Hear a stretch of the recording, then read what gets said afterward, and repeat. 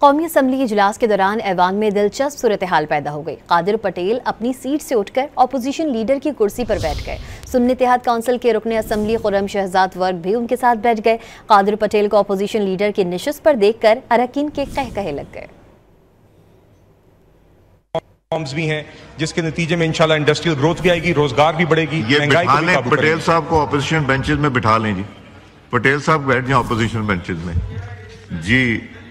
supplementary Mirza اختیار bag صاحب، یہ